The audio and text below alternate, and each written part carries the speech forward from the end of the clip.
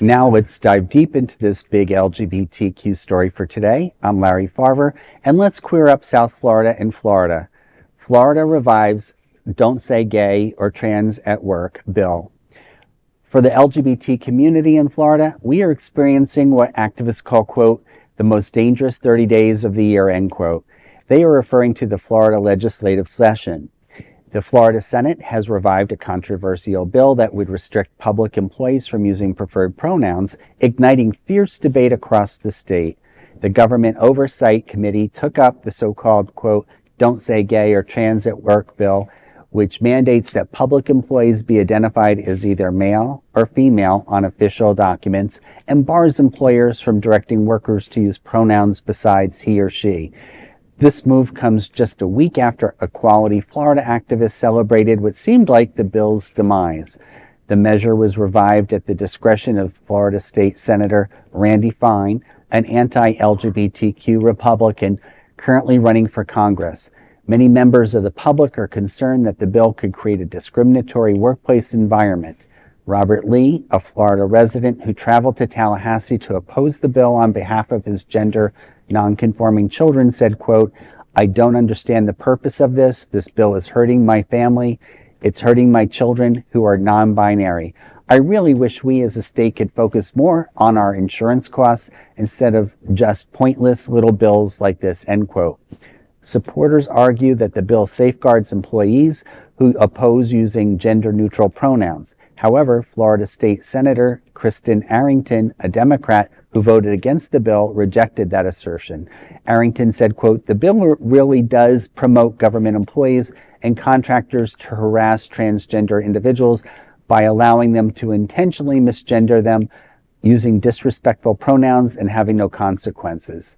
Well, you know, there's a lot said about this. Certainly in the presentation I attended at the Pride Center, you know, there was lots of discussion on many different things. I know Mary It's Mary released a social media presentation.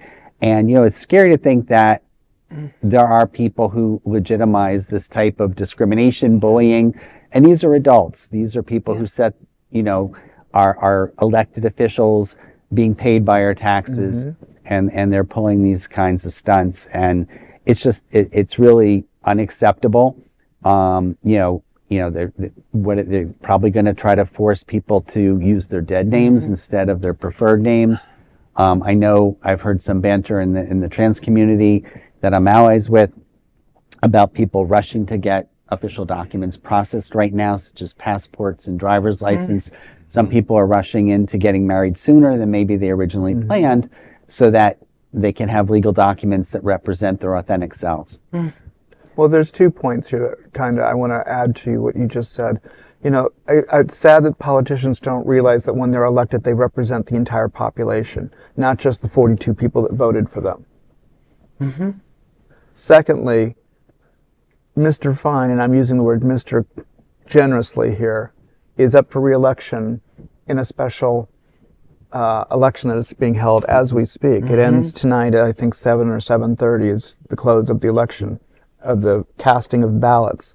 So we'll find out if tonight he wins or not. The last bit of information I knew from his opponent, Josh Weil, W-E-I-L? Yeah. Weil.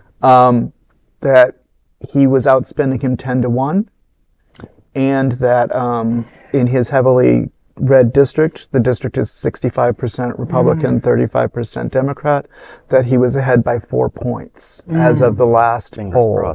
Well, you're right. We do have to work hard to rid the state of chinless fucks like Senator Fine and his repugnant ilk. And by the way, pointless little bill, I understand, is what Randy Fine's wife calls his dick. So. Thank you, Patty LaPone. Exactly. That's funny. Well, yeah, I mean, when are we going to start to recognize these red herrings for what they are? Right. It's just distraction from what they really want to, what they really are doing.